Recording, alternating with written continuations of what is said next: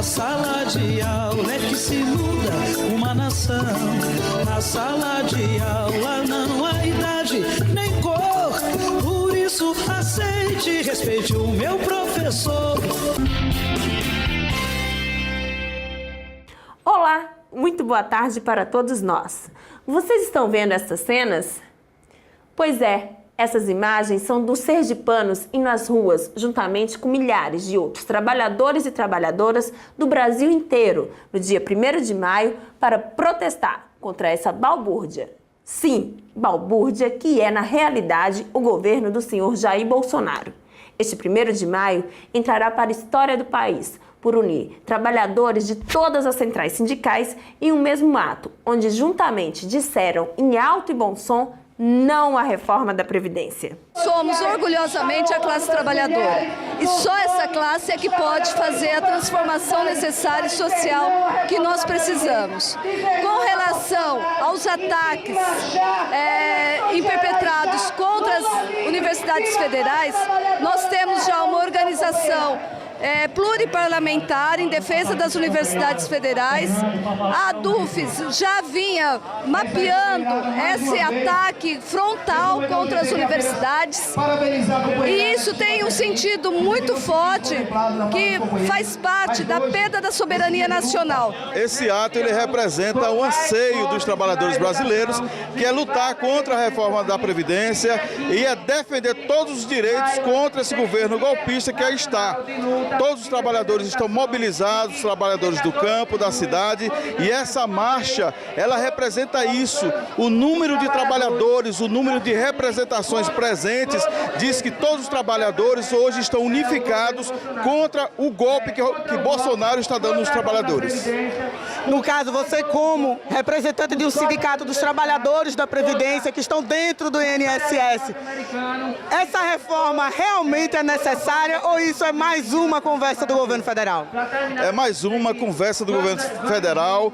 A Previdência ela é superavitária, o regime geral é superavitário e não precisa ter reforma da Previdência Social, até porque a reforma da Previdência Social proposta, ela só massacra os trabalhadores que recebem os menores salários do país. E como o dia 1º de maio foi um dia histórico, o nosso sábado também será. Hoje dedicaremos todo o nosso programa a um só tema: o Dia do Trabalhador e da Trabalhadora.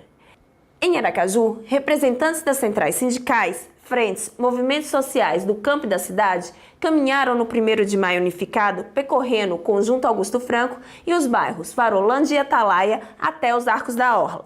No local, foi realizado um ato político e cultural, com a coleta de assinaturas do abaixo-assinado contra a reforma da Previdência. E para avaliar o ato do dia 1º de maio e fazer uma análise da atual conjuntura política do Brasil, no programa de hoje nós temos o prazer de receber o professor Dudu, presidente da CUT Sergipe. Boa tarde, Dudu, tudo bem? Boa tarde. Vamos começar o nosso bate-papo pela seguinte pergunta. Pela primeira vez, o ato do 1º de maio, ele foi unificado e reuniu todas as centrais sindicais. Não são apenas as centrais sindicais que estão unidas contra a reforma da Previdência. Os movimentos sociais ligados às frentes Brasil Popular e Povo Sem Medo, juntamente com os diversos partidos políticos como PT, PSOL, PSB, PCdoB e PSTU, também estão na luta em defesa do direito do povo se aposentar. Dudu, o que significa isso? O que representa essa união? Muito.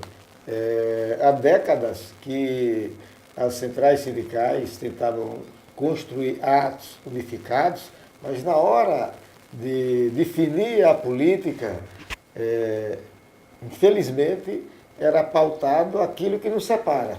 Agora aconteceu o contrário. Centrais sindicais e as frentes sentam e debatem aquilo que unifica. O que é que unifica hoje a classe trabalhadora?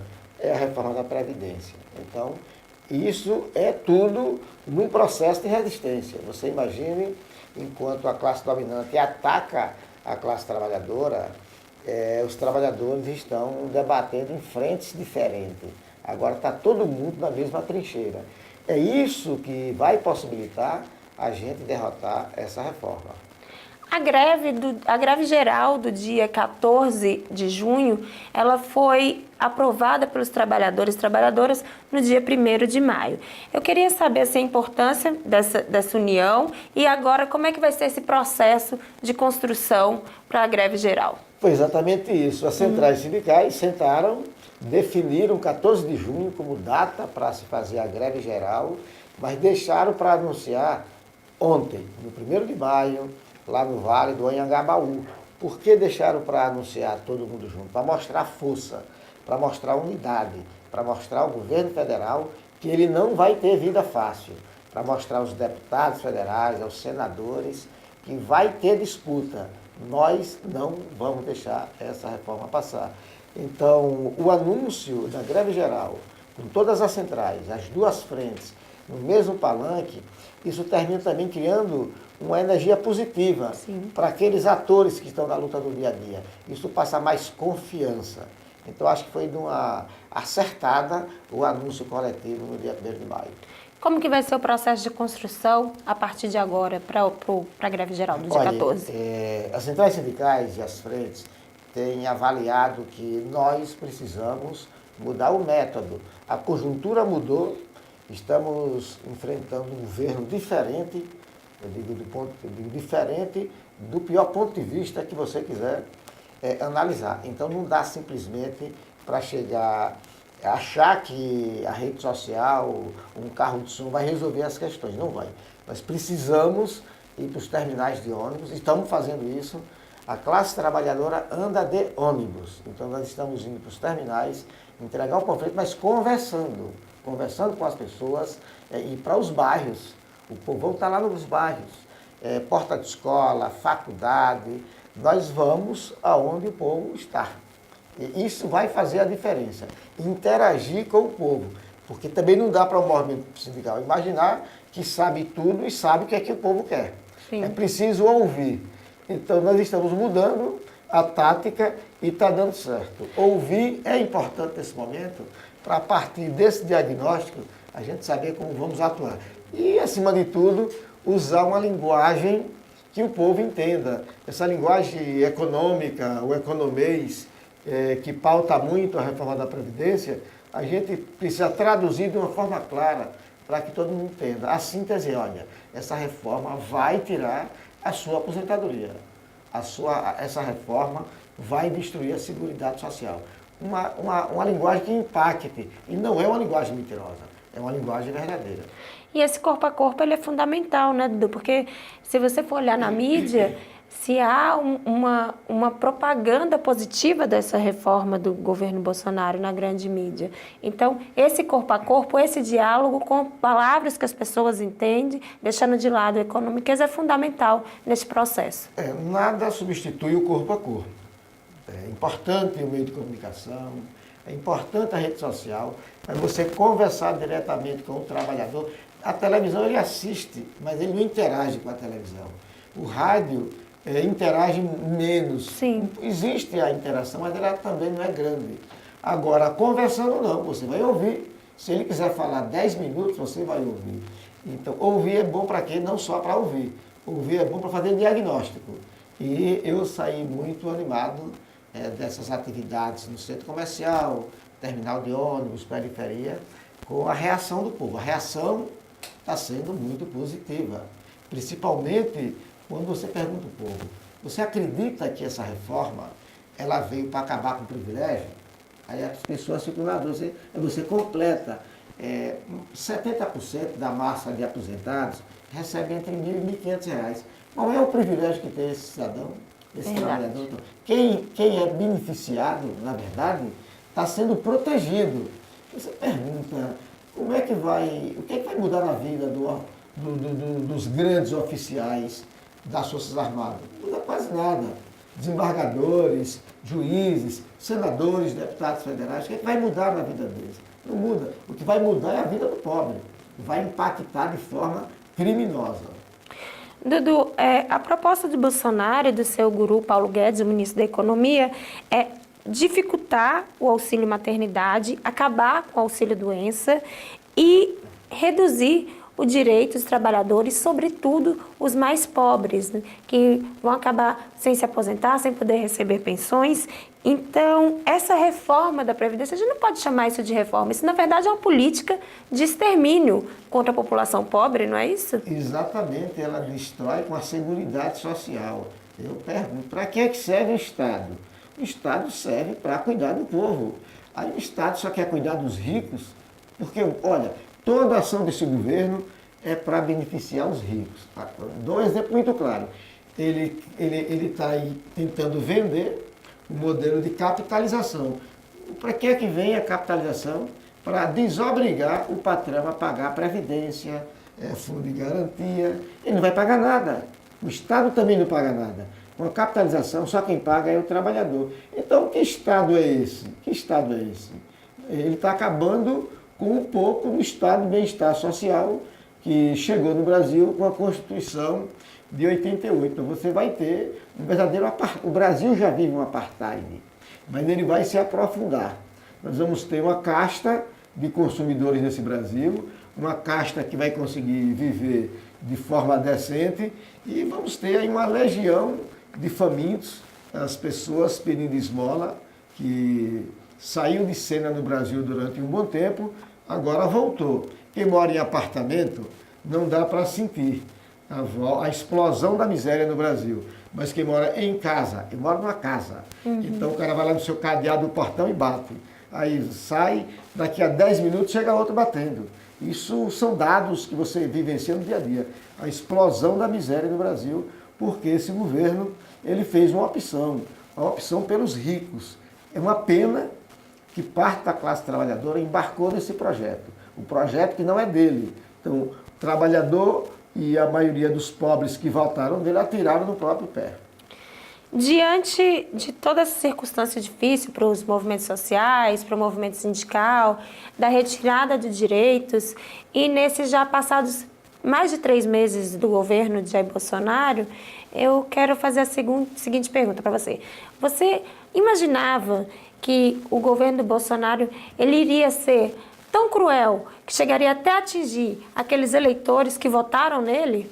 Olha, eu vou ser sincero, eu esperava. Porque se tem uma coisa que ele não fez foi mentir. Ele deixou muito claro, olha, o perfil dele era muito claro. Chamava trabalhador de preguiçoso, defendia que latifundiário tinha que matar sem terra, chamava negro, usava medida de arroba para se referir aos quilombolas. Então, com esse repertório, com esse vocabulário que ele tratava o povo brasileiro, ele só não falava mal do empresário.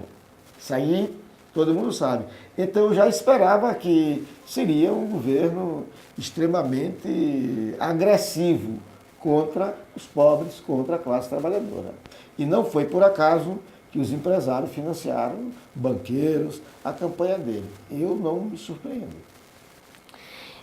Por último, mas não menos importante, será que agora, após todas essas manifestações, porque ocorreu essa manifestação contra a reforma da Previdência, agora no 1º de maio, no Brasil inteiro, no interior do Brasil, no exterior, você acredita que agora, a partir de tudo isso, a população ela começa a acordar para o real problema que é a reforma da Previdência?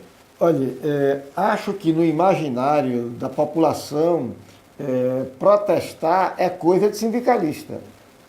Se criou uma cultura no Brasil que quem vai para a rua cobrar é ligado a um movimento social ou é ligado ao movimento sindical. Isso é um equívoco.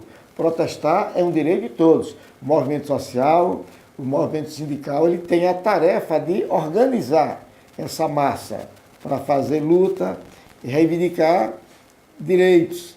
Então está esperando pelo movimento sindical. Eu não tenho a ilusão de que se a gente não conseguir conquistar corações e mentes, conquistar esse povo para estar junto com a gente, dificilmente nós vamos virar o jogo.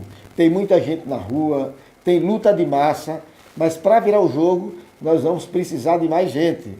Por isso que eu sempre uso muito Gramsci, quando ele diz, é preciso conquistar corações e mentes. Ou seja, não dá para uma passeata em defesa de direitos da classe trabalhadora, passa numa direção e trabalhadores passam no sentido contrário na calçada, como se não tivesse acontecendo nada com ele. Então nós precisamos pegar o tom.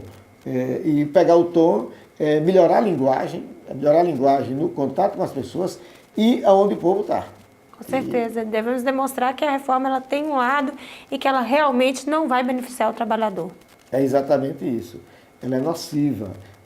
São tantos pontos negativos que nós levaríamos aqui mais 1 hora só para pontuar. A última que eu colocaria é sobre a capitalização. Ela é tão perversa que ela diz quando você deve morrer. E não tô aqui fazendo galhofa. Então, como o banco não é casa de caridade, Sim. Quando o cidadão chegar à data de aposentar, digamos que ele aposenta aos 65 anos, a expectativa de vida do brasileiro, digamos que vá a 75, o banco vai medir. Ele tem 10 anos de vida útil.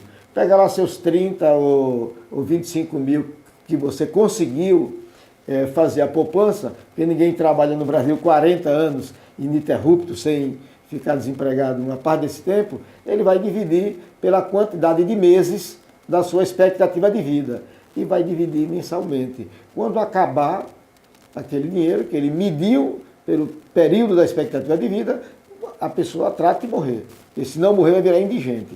Veja como é algo draconiano, irresponsável e criminoso. Realmente é muito cruel com o trabalhador. Muito. Dudu, por favor, nós chegamos ao fim, infelizmente. Agradecer imensamente você estar aqui, mas eu gostaria que antes você fizesse suas considerações finais, fizesse a convocação para a greve do dia 14 de junho. Por favor, o espaço é aberto.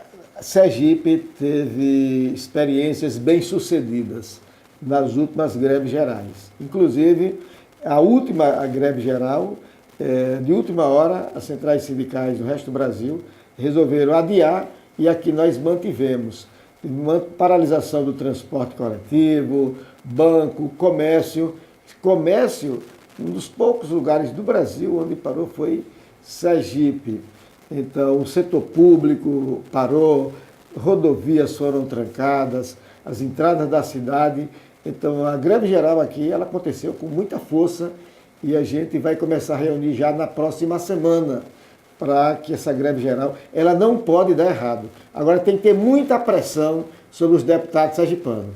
Veja, somente o deputado federal João Daniel, do PT, é um que tem posição já definida contra a reforma. Uns estão na dúvida e outros vão votar a favor. Então é preciso abordar esses deputados, senadores, no aeroporto. Na hora que eles vão viajar, tem que ir lá para recepcionar e cobrar deles. É preciso expor, colocar foto deles no calçadão, fazer exposição e cobrar uma pressão maior do povo sobre ele. Funcionou em 2016. Sim. Pode funcionar. Agora é preciso que a gente não perca qualquer segundo. É preciso o tempo inteiro estar fazendo essa disputa pública da narrativa. É nosso futuro que está em jogo, é o futuro dos nossos filhos e a gente tem que pressionar os deputados, senadores. Exatamente. E também os prefeitos. Eu esqueci de colocar, para cada real que entra, na maioria dos municípios brasileiros, R$1 que entra do FPM, Fundo de Participação dos Municípios, entra R$3 de aposentadoria. Então, a médio prazo, vai impactar negativamente e vai quebrar mais de 70% dos municípios que não têm ICMS forte, sobrevive de transferência da União. Então, tem prefeito que é tão despreparado, acho que a verdade é essa, tão despreparado, que ele não tem ideia da massa de dinheiro que circula na cidade, oriundo do Bolsa Família, do Defesa, Sim. que o pescador recebe, do BPC e das aposentadorias, inclusive rural. Então, se você tira esse dinheiro de circulação, a cidade vai à falência. Acaba o município. Exato. Então, todo prefeito, se agir com inteligência, vai fazer movimento contra essa reforma. Então, vamos à luta. Dudu, eu quero agradecer a sua presença aqui com a gente nesse sábado. Muito obrigada. Muito bom participar desse programa, mais uma vez. Obrigada, Dudu. A você também de casa, muito obrigada por mais um sábado com a gente. Para você, boa tarde e boa sorte. Na sala de aula é que se muda uma nação. Na sala de aula não há idade.